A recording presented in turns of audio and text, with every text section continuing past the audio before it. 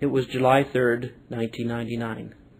2,000 Ogallala Lakotas from Pine Ridge, South Dakota, gathered under the blistering July sun to march in the tiny hamlet of Whiteclay, Nebraska, a blink-and-you'll-miss-it town of 2 restaurants, 1 pawn shop, 2 grocers, and 4 off-sale beer stores.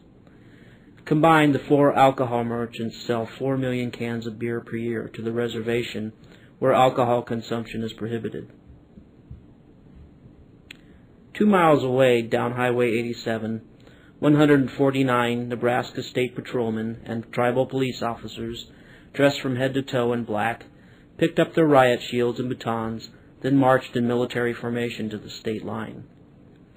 1 week before, marchers protesting 2 unsolved murders ran into the ramshackle town of 20 or so buildings, attempted to burn down a grocery store, stole a fire truck arriving to put out the flames, and relocated the Welcome to Nebraska sign to the other end of town where they thought it belonged. The State Patrol was determined not to let that happen again. Out front, one-time American Indian Movement leader Russell Means led the march. 27 years ago, Means, Dennis Banks, and brothers Clyde and Vernon Bellecourt led a march into nearby Gordon, Nebraska to protest the death of a Lakota ranch worker, Raymond Yellow Thunder, at the hands of 4 white men. The legendary AIM leaders hadn't worked together in 2 decades, but now they were marching into Sheridan County again to demand justice for 2 more Indian deaths. The marchers stopped a few hundred yards outside the town, where the bodies of Wally Black Elk and Ronnie Hardheart were found 2 weeks before.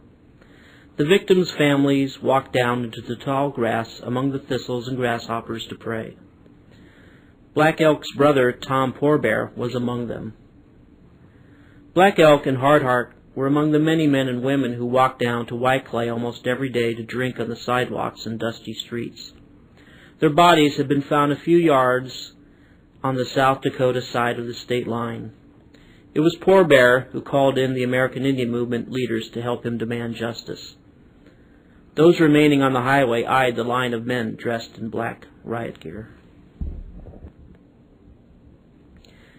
The elders among the protesters didn't want any trouble. President Bill Clinton was due to arrive within 4 days on a tour of the nation's most impoverished areas.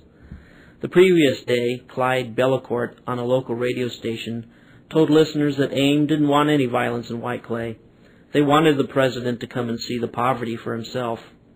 Nobody wanted to scare Clinton away, he insisted, except Russell Means. He was an avowed libertarian and didn't give a damn if the sleaze of all sleazes, as he called Clinton, came to Pine Ridge. Except for a few months in the 1960s, the consumption and sales of alcohol on the Pine Ridge Reservation has been prohibited. The policy has not prevented rampantly high alcoholism rates among the Ogallalas, though. For more than 130 years, white-owned businesses in South Dakota and Nebraska have profited from prohibition. Whiteclay, sitting on the border of the reservation, has always served as a source of alcohol.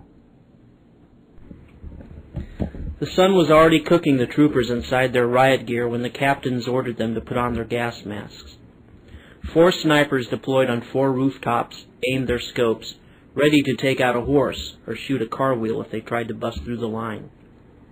As the marchers approached, only yellow police tape separated the 2 sides. A tinny bullhorn crackled out a warning for marchers not to cross the state line. Tom Poorbear told the crowd to stop. This was as far as they were supposed to go. He knew this was a dangerous situation. He didn't want anyone to get hurt. "What are you doing?" Means shouted at Poorbear. "Let them through. Never negotiate away their rights." And with that, the Ogallalas let out the war whoops of their ancestors and surged toward the police line. The confrontation that day was only one story in the shared 130-year history of 2 peoples, the Ogallala Lakotas of Pine Ridge and the descendants of the white settlers of Sheridan County, Nebraska. The prejudice, fear, and misunderstanding, like Highway 87, continues to run both ways. Today, the deaths of Hardheart and Black Elk remain unsolved, and Whiteclay remains one of the many towns in Nebraska and South Dakota that supplies alcohol to the dry reservation.